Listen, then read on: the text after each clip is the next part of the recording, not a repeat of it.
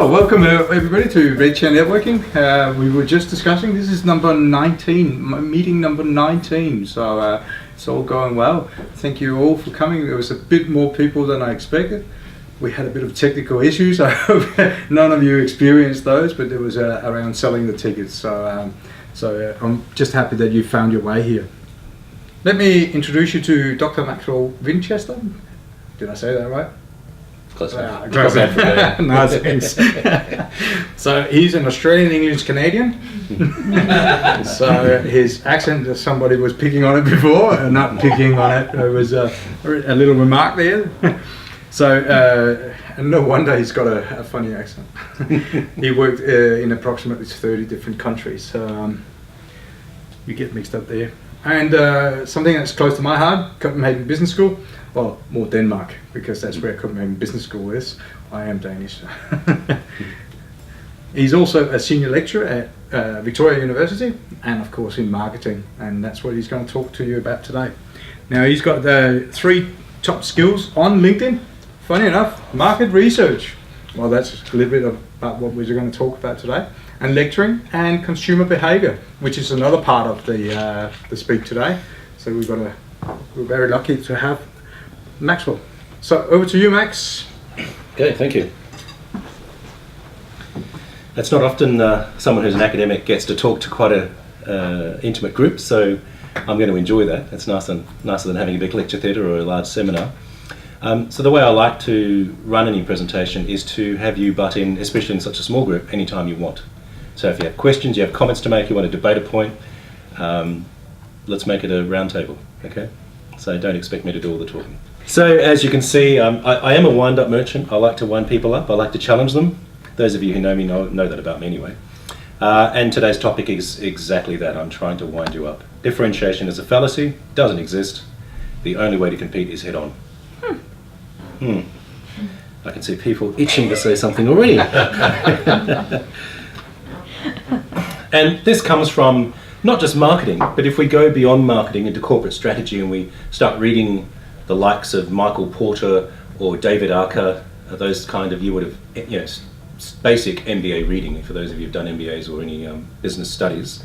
And I've got a quote from Michael up there, and it's about setting yourself apart from the competition, and it's not a matter of being better at what you do, it's a matter of being different at what you do. So the assumption there, of course, is that we have to be different from our competition to be competitive. Michael Porter? Yeah. Oh, sorry. Right. Okay. Good. Please ask us. Sorry, I'm from the UK. I think. Oh well. I just missed that. He's probably one of the most famous American strategy book writers. Okay. If you do an MBA, Yeah. that is set reading. His stuff is some of the first lectures you'll get in strategy. Yeah. And as I say, David Archer is another one, and there are many others, but they all push the same little envelope, which is. I disagree with his statement, though. I'm glad. I agree that you can come and sit here then. You're on my side of it. I think that it's true. You do need to be different, but I think if you're different, you will be better. So, you stay there then. Stay there. Yes. Right. So one of the things he's famous for is there's sources of competitive advantage, and you've all probably heard the term competitive advantage because you have jobs and everyone wants to talk about it in the industry you're in, and it is a key part of running any business. It's part of any strategy. I'm going to show you that I disagree with that. And maybe even you will too at the end. And his basic argument is that you have cost leadership or you have a differentiation focus. As cost or differentiation is basically a choice. If you can manage the cost, that's great, but many of us can't, so you have an option of having a range of brands that compete with other brands, or you have the option of being what's called a niche brand, okay, which is a small brand that has extra loyalty. Unfortunately, that we'll debate as well at some point. And what we do is when we're in the marketing end of this whole strategy area, we then come up with positioning maps that look something like this. And they say, oh, look, if I could just move this brand a bit that way and this brand a bit that way, we'd take that brand space over there, or we'd get away from this brand over here. And, there's all these bits that we're moving around. And the axes can be a range of things. This one happens to be high quality and probably high price, and low quality, low price. And there are many others depending on the brand attributes that you were looking at the time. When we get focused on the marketing end of this whole strategy process, the importance of segmentation, targeting, positioning come into play. And the job there, as you're probably familiar with, is to get a group of consumers in a market. So I'll use the finger there. Yes. And you split them up on some variable, demographic, geographic, what it might be, into people that are similar.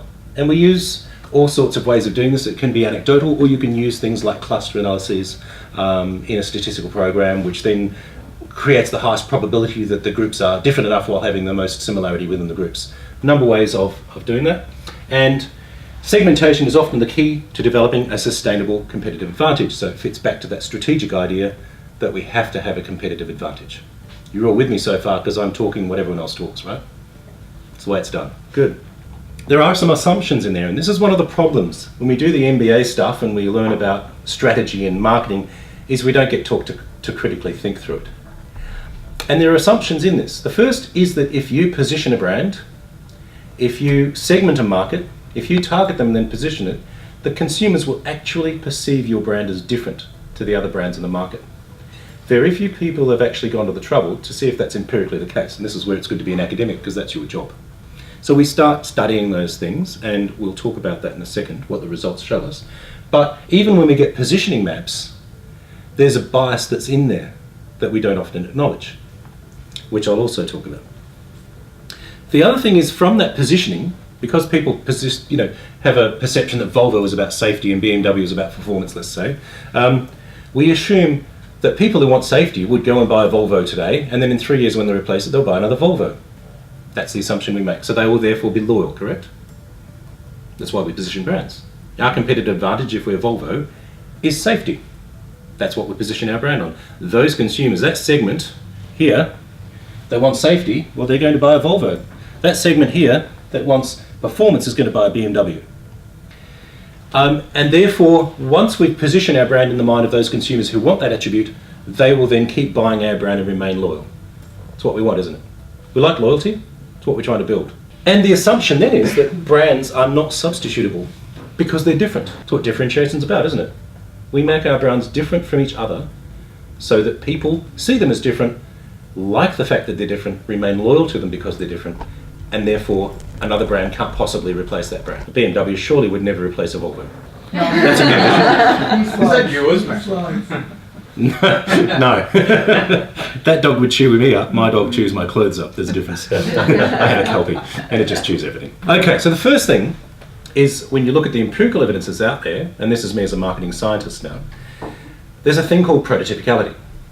And conveniently I threw a picture of a chair up there because we're at a red chair meeting. And the thing about a chair, and this goes for all items, is the way we process these things in our head is we look at the attributes of the item. So a chair is a chair because it has a flat surface and a back. Sometimes 4 legs, sometimes 3. If you have the fancy Danish chairs have 3. Sometimes it has little wheels like these ones, but you still know that's a chair and that's a chair, right? Because it's got prototypical attributes. The thing next to it is not a chair. Why? It has prototypical attributes that tell you it's a... Right, because it doesn't have backrest. So we know, looking at these things, this and this are quite different, maybe even differentiated, but they're still chairs. We see them as the same. And that's the way we see brands. We see banks largely as having competitive interest rates, someone I can trust with my money. These attributes are actually consistent across banks. We see fast food chains as all having fast food, convenient opening hours, and not particularly healthy, and a series of other attributes that are all similar across. So what tends to happen is brands are prototypical, and we don't see much differentiation across attributes that you evaluate a brand on their performance. And I think, the example I often use is you look at whatever those little Holdens and Fords are, for Fiesta and a Barina, I think. And if you put them side by side and you take the badges off, there's not a lot to differentiate them. They have the same size motor, they have air conditioning, they have central locking, they have, a CD player and no doubt Bluetooth for the target market that buys them and so on. Those particular vehicles are pretty much indistinguishable. And that's true across other competing brands. We actually get differentiation on irrelevant attributes. So a distinctiveness is probably a better way of describing it. Brands like Telstra, if your Telstra products you're talking about, the new brand is Alstom, was it? Ostrom. Ostrom? Ostrom. Oh, that's good, yeah. Ostrom. So Ostrom and Telstra products are probably pretty similar. But Ostrom might make red ones instead of brown ones, and correct. It's that That's what makes them different. But it's not a performance issue. So they are largely substitutable. If someone picks up a brown one instead of a red one, it's going to perform as well as the red one. Okay? And if you take that out to other brands in the marketplace, Burger King or Hungry Jack's and McDonald's are largely substitutable. They have pretty much the same things. Copy machine, I couldn't even tell you what we use at work. Honestly. It's just a copy machine, isn't it? Yeah. It has the same functions. My car is pretty much the same as the other cars that are on the road. Says the man who loves Mercedes. Yeah, well, yeah, right. Yeah, I love German stuff. They over-engineer stuff. Yeah, me too. Me too. Three German cars in my household. I'm biased, all right? Yeah. So we tend to find this differentiation of largely irrelevant attributes. And here's an example. This is just one of many that are out there. But you could do this with your own data. If you have brand image data from your own company, you can plot it. In fact, you're about to do this. And what you find is the biggest brand in the market, because it's the biggest brand, has more advertising budget, it's more known, so it has more mental availability for any attribute. So what we see is it receives the highest response from users and non-users. And the second biggest brand has the second biggest response, and so on and so on. And what we find is that non-users don't respond very much, and users respond a lot, which shows you that the actual experience with the brand builds the mental availability. You become more familiar with the brand when you use it. And they're not actually seeing brands as any different. The biggest attribute is the most prototypical for all brands. The second and the third and so on. You can go through a whole battery of attributes and find pretty much the same pattern with very minor deviations. Things that are kind of less relevant, like you'll appreciate this, some of this data came from South Australia. And surprisingly, Bank SA was seen as more South Australian. As I said, the irrelevant but distinctive attributes that make it different. So you can advertise it as your local bank. Doesn't perform any differently, but it's something that the consumer can remember the brand by. Okay, let's look at behaviour. This is called a duplication of purchase table. It's not something many marketers do, it's something they all should do. Let me explain it. So what we do is we plot each brand in order of market share or penetration. Okay, this is Telenos Software's super panel data.